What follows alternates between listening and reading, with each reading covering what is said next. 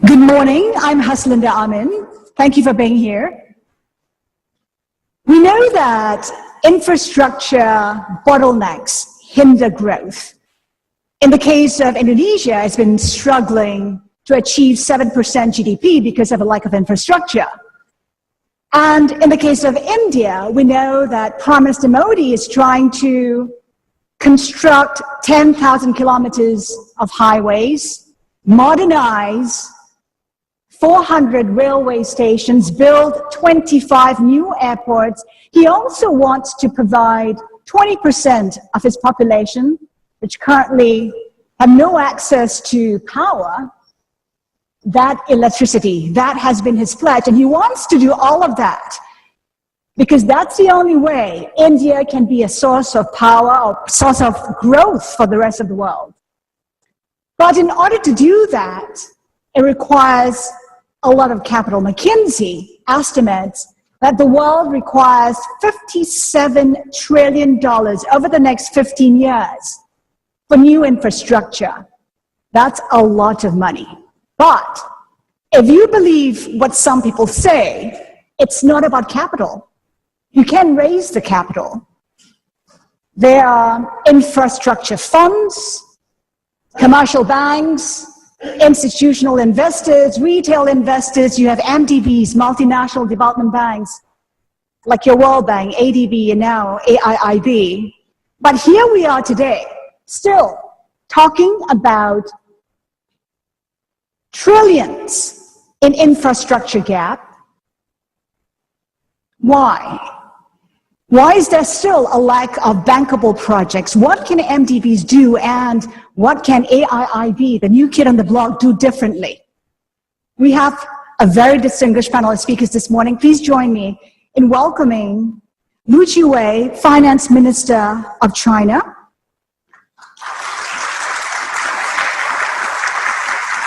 Arun Jaitley, Finance Minister of India. Pierre Gramigna, Finance Minister of Luxembourg. Imad Najib Fakhuri, Planning and International Cooperation Minister of Jordan. Jim Likun, President of the AIIB. Chris Heathcote, CEO, Global Infrastructure Fund. Thomas Meyer, Managing Director of EBRD, Infrastructure, and Chairman of the World Economic Forum Global Agenda Council on Infrastructure. I told you, it's very distinguished. Now, if we could begin with the opening remarks. Minister Liu, if you could begin, please. Thank you. Thank you, moderator. Good morning. I'm very pleased to attend the seminar. I'd like to share with you 3 observations. First is the assessment of world economic growth. The world economic growth is modest and uneven. There's still downward pressure, and there's still a long way to go before we can achieve strong, sustainable, and balanced growth. Recently, the Brexit further heightened the uncertainty of the capital market. The international community expects the G20 as a premier forum for world economic cooperation to play an important role in promoting world economic growth and improving world economic governance. And the world looks forward to a successful Hangzhou Summit. To pave the way for the Hangzhou Summit, the finance and central bank governance meeting of the G20 have effectively encouraged the G20 countries to enhance their coordination of macroeconomic policies and promote world economic growth and financial market stability. The G20 Shanghai meeting stressed the importance of the balance between supply side and demand side, and calls on countries to use all policy tools, monetary, fiscal, and structural, to boost economic growth. And G20 countries also committed to consult closely on the changing market. That meeting in Shanghai sent a signal of G20 countries working together boost the growth. It helped boost the market confidence and safeguard world market stability. As the world economic recovery is sluggish and the long-term growth is stagnant, infrastructure investment can not only boost short-term economic recovery, but also enhance supply-side structural reform, raise the potential economic growth, and promote the sustainable growth in the medium and longer term. G20 highly prioritize cooperation on infrastructure investment and stress that MDBs should fully play their role to enhance the size and the quality of infrastructure investment. G20 also launched the Infrastructure Investment Fund to boost infrastructure development. Secondly, the MDBs can play a catalytic role in promoting infrastructure investment. AIIB and NDB are new members of the MDB family. They are expected to work closely with World Bank, ADB, and other existing MDBs. And they can air the joint statements supporting infrastructure through G20 and other multilateral forums. So this united voice of the MDB family will boost the confidence of global investors on infrastructure investment, catalyze capital from private sector bilateral development agencies to participate in infrastructure investment. Thirdly,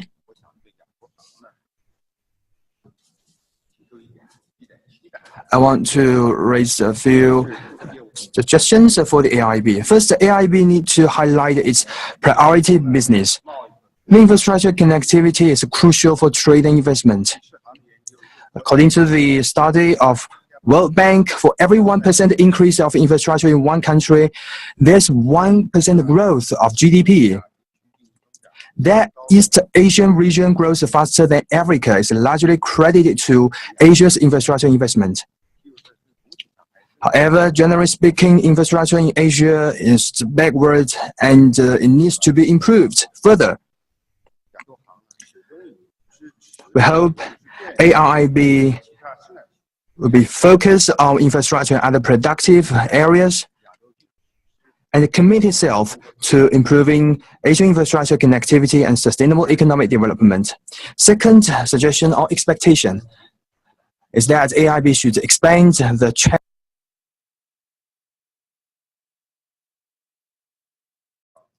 We are short of an effective channel and model for capital supply. Actually, those models and channels are not actually in short supply. What we need is how to implement and to mobilize the capital. There are lots of pension funds or other institutional investors. They are willing to enter the low-risk infrastructure projects. The problem is how the existing MDBs could work with those institutional investors and collaborate with them.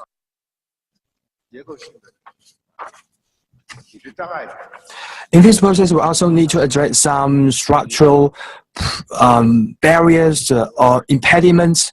Sometimes it's very difficult to implement the projects because there are some institutional barriers or impediments. And this is also part of the supply side structural reform. I hope the borrower or client countries could work with the MDBs to press ahead with reform in this regard. Third, AIIB needs to establish its niche. AIIB needs to reflect on its comparative advantage relative to the existing MDBs like World Bank. AIIB should establish its niche in terms of its geographical focus, sectoral focus, and operational model. Compared with ADB, World Bank, or other MDBs, the advantage of AIIB lies in its keener understanding of the successful experience and lessons of developing countries' years of development. We hope AIIB could promote the sharing of experience and knowledge in project management, project tendering, environmental and social risks, safeguards among developing countries. Particularly, AIIB needs to work with its client countries pushing for structural reform to truly implement the projects. Thank you. Thank you, Minister. Ladies and gentlemen, I do apologize. If you haven't figured it out, English is on channel 1, Chinese is on channel 2. Our next speaker, Minister Arun Jaitley, and by the way, Minister Arun Jaitley will have to leave us slightly earlier today because he needs to catch a flight, so he'll be leaving at 10:15. Minister, please. Well, thank you very much for having invited me for this seminar. Well, infrastructure is where the maximum gaps globally exist. Infrastructure is where inequalities do exist. And the requirement of a large number of economies world over is to fill up this infrastructure gap. Over the next decade, the world literally needs trillions of dollars to fill up this gap. And I think it's extremely important, if the world is to be pulled out from the present slowdown phase, infrastructure development is going to hold the key. As you mentioned in your introductory remarks itself, we've been able to sustain growth in the last 2 years of global slowdown, essentially on the strength of infrastructure creation in India, where the gap is huge. Over the next decade, we require about $1.5 trillion in India alone to fill up the infrastructure gap. We've also used the additionality of resource which is available with us as a result of the falling oil prices, because that regime helps us, we are net buyers, in investing a large amount of public funds into prices, because that regime helps us, we are net buyers, in investing a large amount of public funds into infrastructure. For instance, we have 700,000 villages in India. We intend connecting each one of them by a regular road by 2019. Rural sanitation, a part of our infrastructure. In terms of highway construction, which you pointed out, this year alone, our target is 10,000 kilometers, about 30 kilometers a day. Our railway system, over 100 years old, we are going in for a massive modernization. Private sector participation in converting railway stations into commercial hubs. More airports, more seaports, more power generation, particularly renewable energy, which is ecologically also a better from all points of view. Now, these are all the emphasis areas which we've undertaken. How do we fund them? Well, we've realized that the starting point has to be public finances. It's only when public finances are put into it that you start attracting, when the activity begins, a lot of private sector funds. At the same time, you'll have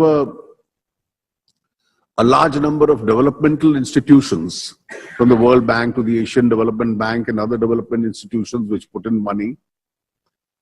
A lot of private investors world over, because infrastructure funding also brings in long-term returns on a sustainable basis. We've also established now an India Infrastructure Investment Fund, a national infrastructure investment fund where the government holds a minority stake. And investors can be passive partners on it, or they can be active partners in the sub-projects that the fund itself undertakes. And that's a new experiment which we've undertaken. I hope it succeeds. And therefore, our emphasis over the next 1 decade is going to be that this infrastructure gap, which did exist, to fill it up, it generates growth, it generates employment, it helps to pull up a number of people out of poverty. And in our bid as an emerging economy to eventually graduate into a developed economies category, we feel that this is extremely vital to a country with a large population like India. Thank you, Minister Jaitley. Minister Gramania, if we could get your opening speech, please. Comment, not speech. I apologize. My speech is very short, as you can see. Thank you very much for having me on the occasion of this fascinating seminar, and the choice of subject is definitely the right one. You have mentioned in your introductory remark that there are bottlenecks in investments and that there are sometimes investment gaps. In fact, that's exactly the situation that we face all over the world. Sometimes you have one situation, someone you have the other. I think it is important to always do the correct assessment of the situation. What I mean by that is you have to have the right timing of an investment. You cannot do all the investments at the same time because you do not have, if you have the resources in terms of finance, you might not have them in terms of human resources. So I think this is a balancing act that's very difficult. It's also a subject that is being dealt with in the G20 now under the chairmanship of China, and it's a very important one. Let me also emphasize that we're talking in the AIIB a lot about all the one belt, one road in infrastructure projects that we want to develop, but at both ends there need to be investments, and we know that there are a lot of infrastructure investments in China already, and in Europe we have had a lack of investments over the last 7-8 years. In fact, since the international financial crisis, Europe hasn't been able to reach the level of investment that we had prior to the crisis. That's why the European institutions, the Commission together with the European Investment Bank have launched the Juncker Plan, and it is quite interesting to look at this initiative, which is in fact bearing fruit after 1 year of existence, and it's built on a system of guarantees. And this may be also very interesting to reflect on this issue of guarantees, meaning that you have public funds that make investments possible that otherwise would not have happened, on the one hand, and second, what you really want to achieve is attract private investors. So it's this leverage of capital that you want to achieve with public money, and the AIIB is certainly also looking at such a mechanism for the future. I think it is also important to realize that you have to prioritize your investments. And this is also not an easy task. Multilateral development banks are very good at that, but still prioritization takes time, and it's very difficult to convince one country that the investment in another country is better. So you have international aspects here of diplomacy that have to be taken into account. When we say infrastructure, I want to say a word on the green pillar that we have written in our principle, Lean, Clean and Green. The more we will invest in infrastructure, the more we'll have transportation of goods, of people, and it's a good thing, but obviously it will be a burden on our environment. That's why I think in parallel, the AIIB should focus a lot on green investments and make sure that a chunk of its investment will reduce CO2, which is a common goal of all of us after the Paris conference. So in the end, what I would like also to underline that one way of reducing emissions is that the infrastructures are electronic digital. We can achieve a lot of things without building a road, without building a bridge, but by having a satellite connection, fiber connections, ways to put better people together, to make them more efficient, to make the companies more efficient, that are less of a burden to our environment. In conclusion, I would like to say that for the AIIB, lean, clean, green is obviously a kind of magic formula, but probably where the AIIB can be very distinctive is that it is faster than other multilateral development banks, and by being faster, obviously, it will be more efficient. And I think that the example of the European Investment Bank in this context is a very interesting one. Thank you, Minister. Minister Fakouri. Good morning to all. It's a great pleasure and honor to be with all of you today. I bring to you the perspective of, obviously, Jordan, a developing country in West Asia, which is a middle-income country and an oil-importing country.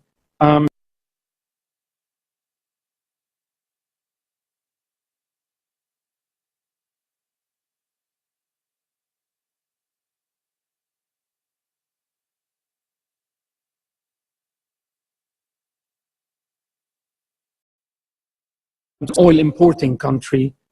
So that sets for you the context of how Jordan pursued its infrastructure development program. Generally, obviously, as many of the distinguished speakers have said, there is a clear empirical relationship between infrastructure investment and the creation of jobs, poverty alleviation, and growth. I think that's a no-brainer. I think we need to build on the consensus achieved multilaterally of the Sustainable Development Goals, where infrastructure is a key aspect, the Paris in terms of green infrastructure, and the need to deal with the infrastructural challenge through public-private dialogue, and actually to deliver infrastructure, to operate it, to finance it, to maintain it through public-private partnerships, and to maximize that modality. The constraints obviously are not having enough bankable infrastructural projects. It's really having the right legislative framework, the right capacity for governments, both at the central as well as the local level. That's very critical. And the right institutional capacity, and the need to realize that you would need to do structural reforms, issues related to user fees, which are very sensitive in many developing countries. And this is where, as our distinguished colleague, the Minister of Finance of India said, that's where public financing can be merged to make the affordability of using PPPs by citizens to bridge that gap sometimes that needs to be bridged. And obviously how you prioritize, how you prepare, how you structure, and having the right transaction advisors to help government if there isn't sufficient initial capacity, and how then you build that and sustain it. For Jordan, we've had a very good case of being a good case study of using PPPs to deliver infrastructure, because need is the mother of all invention. We're a middle-income country. We live in a very turbulent region, on and off, unfortunately. It's not always predictable public finances and the pressures and the refugees that cross our borders and so on. So we early on took a decision that we want to maximize using PPPs to deliver infrastructure. In the past 10 years, we're a $37 billion economy. We actually implemented $10 billion worth of PPP projects in transport, water, energy, power plants, and so on. We had the right initial set of PPP and privatization law. We realized that we need to upgrade this in the past about year. We went into a second generation PPP law by establishing also a central PPP unit at the Ministry of Finance. We set a 10-year roadmap, economic roadmap for the country, the Jordan 2025. We are now packaging over $25 billion of new infrastructural projects to be delivered through PPPs in energy, renewable energy, water, wastewater, transport, urban development, And we're slowly now trying to get into beyond your traditional infrastructural PPPs into the social infrastructure. How do you use PPPs to deliver educational infrastructure, public health infrastructure, municipal infrastructures, which are a little bit more complicated and sensitive in this regard. We've put in place finally, as a way to help government, with the help of the World Bank and several MDBs, what we call a public investment management framework. And this is a framework that helps us early on as we develop our 3-year rolling plans as government in terms of our capital expenditure, is to actually take the capital expenditure program at the level of the Ministry of Planning, when we collect all the capital expenditure projects from the different ministries, put them through a filter of a cost-benefit analysis, and then determine, should this be a public investment, should it be a PPP, or should it be some sort of a blended possibility? And then it goes into our 3-year plan and does not enter the budget cycle at the Ministry of Finance until it goes through this lens. This helps us prioritize. This helps us determine what should be left to a public finance from the budget, or what should be spun off and delivered through a PPP modality. Thank you. President Jin. Thank you. It's a truth universally acknowledged that all countries in this world, big or small, are in need of infrastructure. Every day I'm faced with 3 questions. Why AIIB? What are you going to do? And how to do it? Since the amount for infrastructure investment in Asia is astronomical and shortfall is huge, perhaps you don't have to debate whether we should have AIIB or not. Some people still argue, since we have the World Bank, we have ADB, and also EBRD and Islamic Development Bank, why do you still want to have a new bank? It's very interesting to note that all of these existing MDBs never ever miss the word development. Very interesting, we don't have the word development. Our title is Asian Infrastructure Investment Bank. We are the Benjamin of the MDB family, but we have a special feature. We focus specifically on infrastructure. So we are specific. We have a specific mission. However, if you read this Articles of Agreement, you will find our mandate is to invest in infrastructure and other productive sectors. And some people asking me, what do you mean by other productive sectors? The answer is straightforward. Other productive sectors means other productive sectors. So we are not just specific, we are very broad. There's depth and breadth in our specificity. So this gives us a broad room to do as we move forward. Now, since the pent-up demand for infrastructure in Asia is huge, and we are not anywhere near meeting this need, we have to be ingenious. We have to be innovative in meeting such a kind of need. That is why we think one special feature of this bank, it should be lean, clean, and green. I don't use the word mean because we have to be very mean indeed. I'm very much stingy. Only by saving the money for our shareholders, only by reducing the cost of this bank. Reducing the cost of this bank means reducing the cost of the borrowers. Could we make reducing the cost of the borrowers? Could we make the best use of limited resources? So I hope you would simply not at the pent-up demand. You should look at the way you spend your money. This is very much important. And secondly, we want to have a very high standard. I think the rhetoric is you should go by the international best practice. I don't dispute with the concept of international best practice. My question is, how do you define international best practice? I will not agree to anything which could be considered international best practice unless this so kind of best practice incorporates the development experience of China and many countries in Asia and elsewhere over the last 3 or 4 decades. So our bank would like to have the development experience, the so-called international best practice, reflecting the experience of China, India, so many countries in Asia.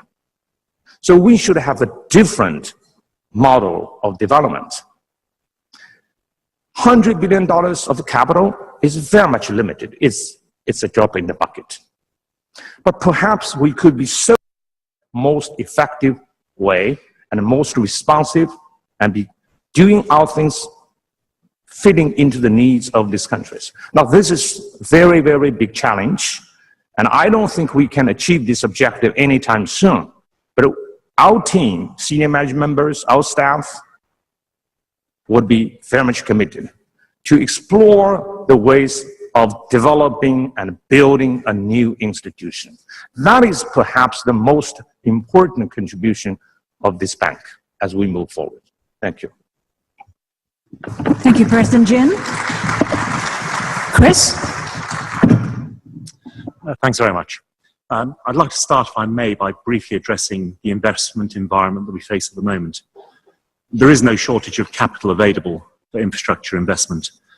Recently, the Global Infrastructure Hub carried out a survey of 180 long-term investors representing about 50 trillion of capital. And there is more than 50% of them want to invest in the emerging markets. And most shockingly, 90% of them at present are concerned that there are insufficient projects for their present investment needs. A massive pent-up urge to invest in infrastructure and not enough projects for them to invest in. Add to this the present low interest rates, and infrastructure looks like an increasingly attractive asset class and increasingly affordable. So if the investment environment is so positive, why are there so few projects? The Hub has looked at a number of countries to try and analyze the characteristics that actually point to success. And many of them have already been mentioned by my esteemed panelists. The first is that governments need to have a clear strategy and a desire to engage with the private sector. They need to have strong structures within government to make sure that decision-making is understandable and undertaken on a rational basis. And there needs to be a good understanding of the role that the private sector can play. There needs to be a clear pipeline of projects and priorities.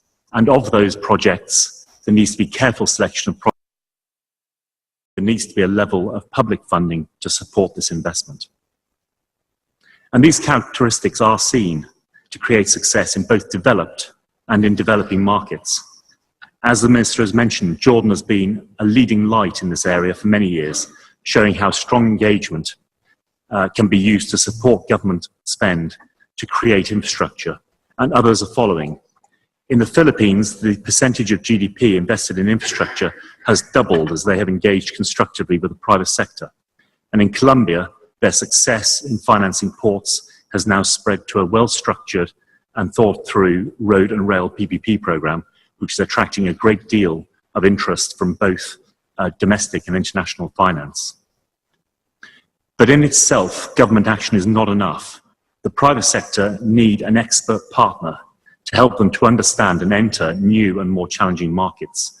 And as China has promoted during their G20 presidency, this is where the MDBs can play such an important role. MDBs have got many helpful characteristics. They have access to the emerging markets and a great base of knowledge. They have an ability to provide finance and can add technical support through their project preparation facilities. They have a suite of finance and guarantee products that can support commercial finance. In short, they are ideally placed to open challenging markets and crowd in private finance. And yet, with the honourable exception of EBRD, very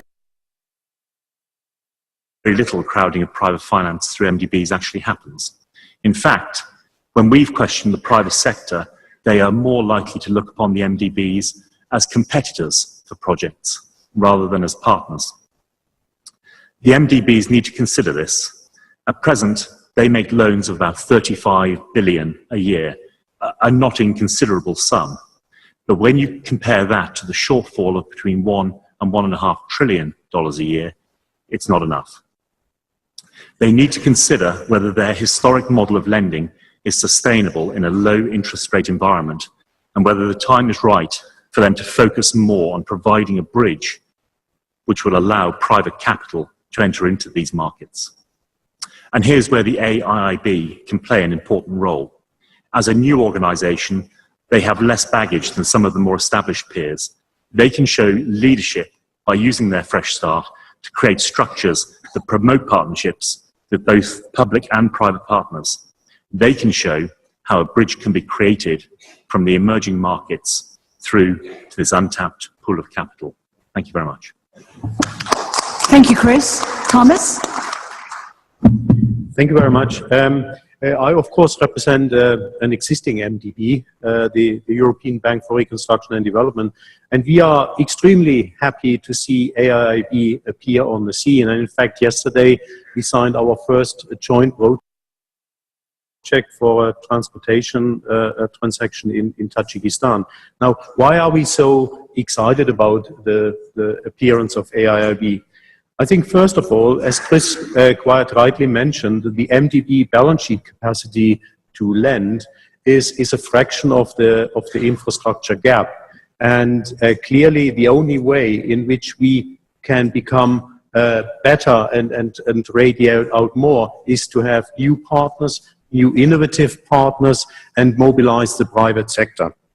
Now, what I also see with interest is that at its inception, the AIIB also has a project preparation facility now, something which is extremely important because the lack of bankable projects is a bottleneck that needs to be addressed by MDBs, and individually and jointly we can do a lot to help here.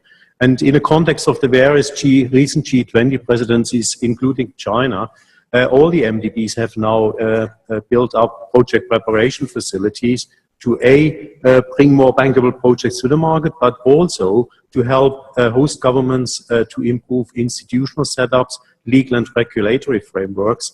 And in this context, it's important to also learn from the positives.